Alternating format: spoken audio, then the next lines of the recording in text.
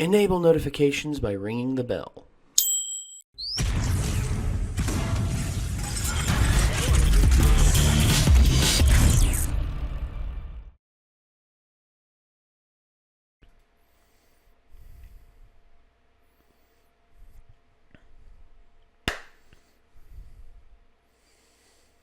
Okay, so quite a while ago, myself and Ben, we watched a video featuring Shin Lim do a card trick.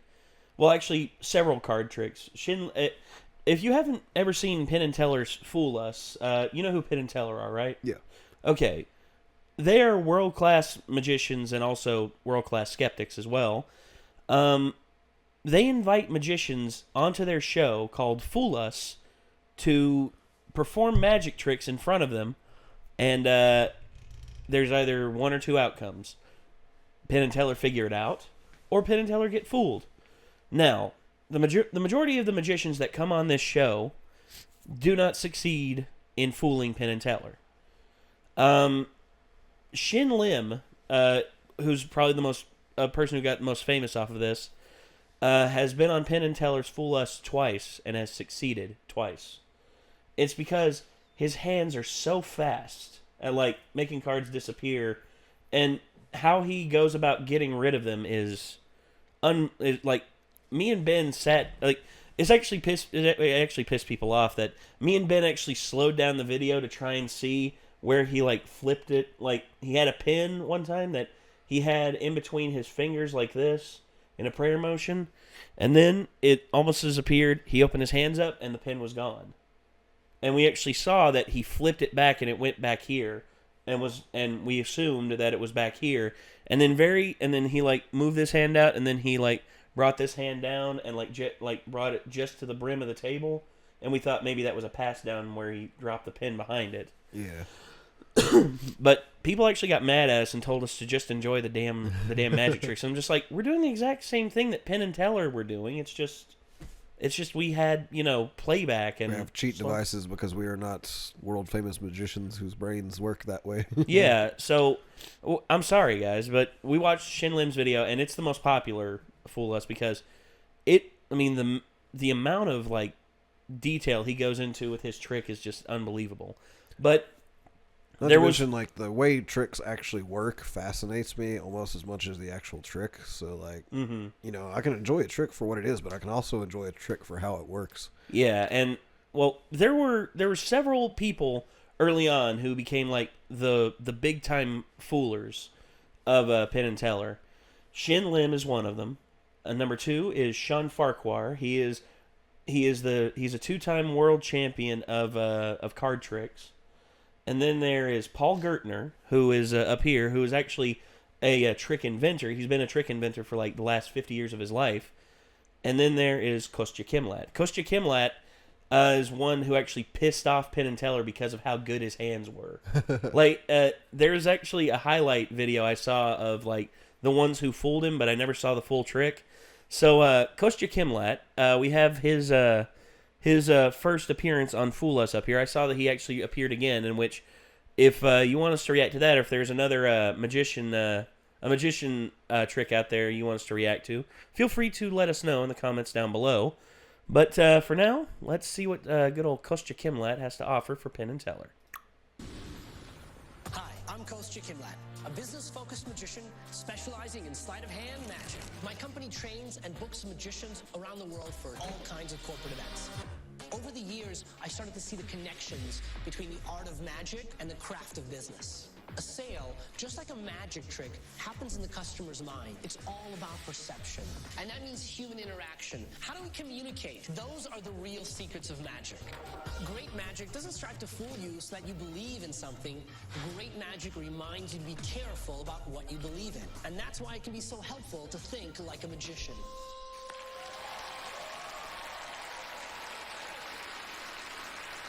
Our next performer has been known to teach businessmen to think like a magician, like they need any help in making people's money disappear. Will you please welcome Kostya Kimlat?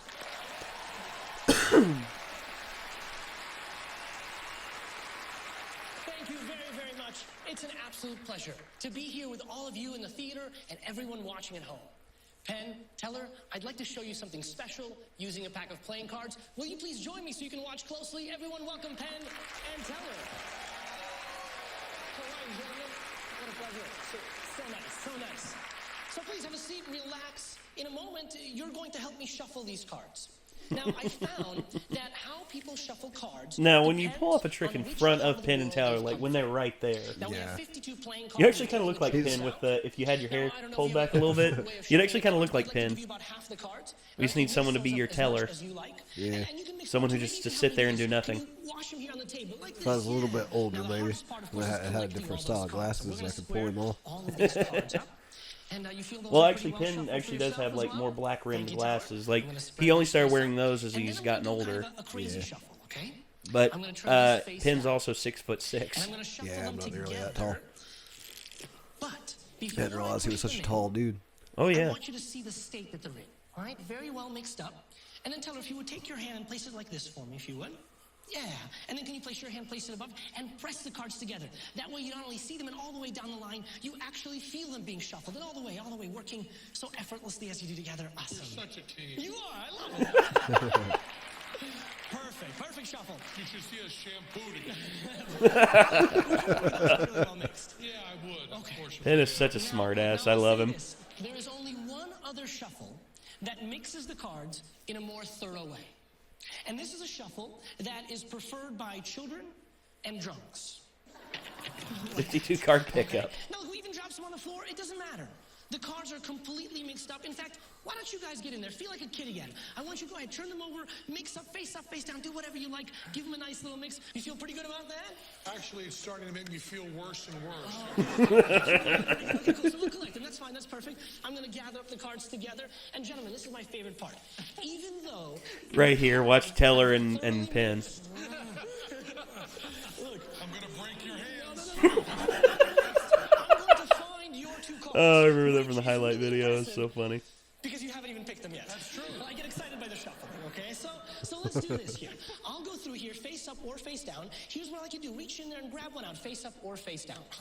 I know, it's your choice. It's absolutely your choice. Face up, thank you so much. I really appreciate that. I got it. Ace of clubs. Truthfully, it doesn't matter what the card is. If I know it, it's okay. What matters is which way you take it out. So would you please reach in there, take another one for me if you would? And you got another one. Face up. Very nice. A 3 of clubs. I love it.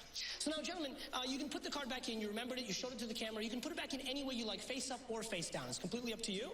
Yeah, slide it in there. Absolutely. So you see it going in. And which way? Do you want to put it back in face up or face down? Great. Slide it right in there for me if you would. So look, we'll even leave it sticking out so you see it there up until the very last moment. Now look, at this point, some cards are face up, some cards are face down. Look, I'm not even going to touch them. I'm just going to let them sit there. And if I let them sit there, they start to move all on their own. They start to turn over. So now every card is facing the right way. Every card is now face up, except for one. Penn is pissed off. That reaction, though. He's like, no. He's like, no, I will not have this.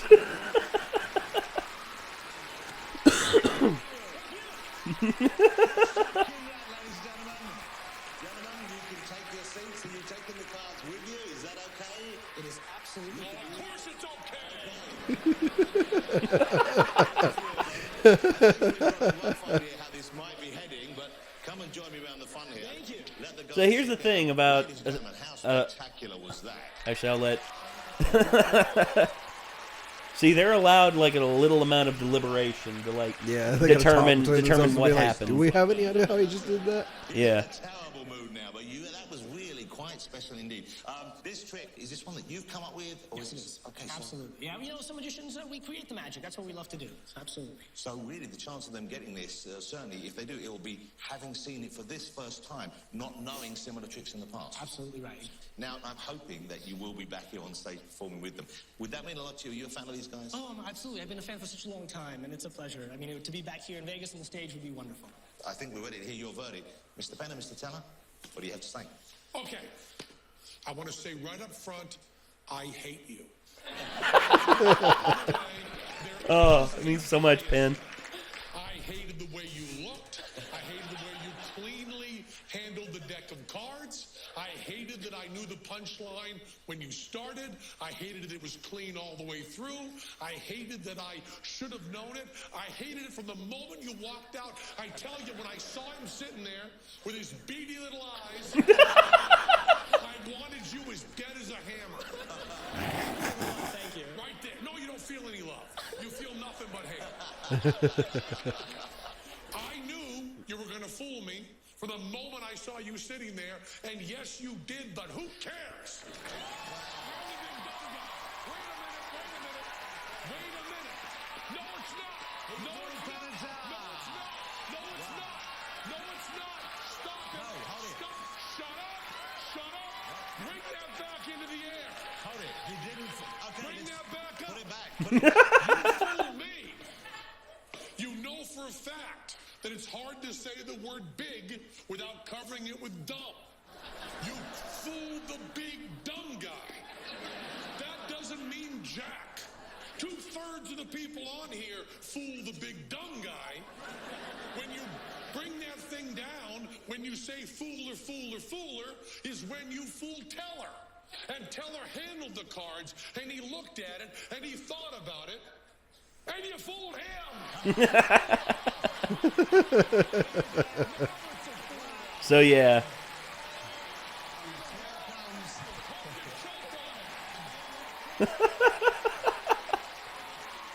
So he did it. He fooled him. I like how the trophy is an FU. Yeah. That's one thing about Penn and Teller. I mean, this show I love because it gives a platform to up and coming magicians to give it their all, to really show it, what they've got up there. Yeah. And if you fool Penn and Teller, then hey, you're doing good. Yeah. Actually, Shin Lim. One thing about him that was actually pretty tragic about his origins as becoming a magician. He'd actually only been practicing magic for 6 years. Whenever he came on Penn and Teller, he was actually a classically trained pianist, and because he developed a very bad wrist problem. I think it was a form of carpal tunnel that isn't supposed to develop that early, but it did. He actually had to stop playing. He actually had to stop playing at not in what do they call it? It's pretty much an on-call. You're pretty much on call to play whenever you're. Dang it, I forget now. But you're pretty much an on-call. He was the lead piano player for this one school or one orchestra, and he was forced to quit out of that because of. Yeah, I forgot what they would call it as well. Yeah, cause I forget for the life of me. Damn it! It's just the stand-in piano player, maybe. Not fully stand-in. You're expected to. It's like they're the main. The main piano player. But whenever conservatory. Whenever you are a conservatory player. Okay. And what I mean by that is you're contracted to be a player there for however long they want you to be. Yeah. And what that means is, say, like Carnegie Hall is like the biggest place. If you're like how do you get to Carnegie Hall? You practice. So if you get a contract to be the conservatory player, one of the conservatory players for Carnegie Hall, then you're good. Then you're pretty much set for life. But it's still a gig. You have to play, and whoever's coming in that's going to perform there, you have to learn their music and play it whenever they play. So you're pretty much the on-call resident pianist. Well, anyway, he had to quit, and he decided to take up magic because his fingers were he had very dexterous fingers, meaning that he could bend them and stretch them, and hyperextend them in extreme ways. And after he was on Penn and Teller's Fool Us, 2 months into him really blowing up in popularity, he tears 4 tendons in his left hand. Mm. And he was told that he wouldn't be able to practice magic for a year. 6 months later, he was on Penn and Teller again, fully healed, and he beat the clock pretty much on physical rehabilitation. He said it'll be a year, and he was able to he was able to practice card tricks again within 4 months. And he was able to fully do his new trick within 6, which is amazing. Yeah. And I'm glad he's fully recovered now and he's doing a lot better. But, you see, Penn and Teller's Fool Us gives, it's a whole lot like, not like America's Got Talent, because America's Got Talent's got the whole tournament aspect to it, which is, I think in all honesty, it should be, instead of it being a competition where it's like that, where it's, you're competing against this person and that person, instead, it should be like a showcase. Yeah. Kind of like how Ed Sullivan used to be, or something like that. I mean, because, hell, I hate saying this, but I know it's true more than ever now, is that looks matter a whole lot more now than they ever have before, on, like, in terms of how you look on whenever you're performing. That's like, case in point, you have, I mean, this just brutal honest opinion, who would you rather look at?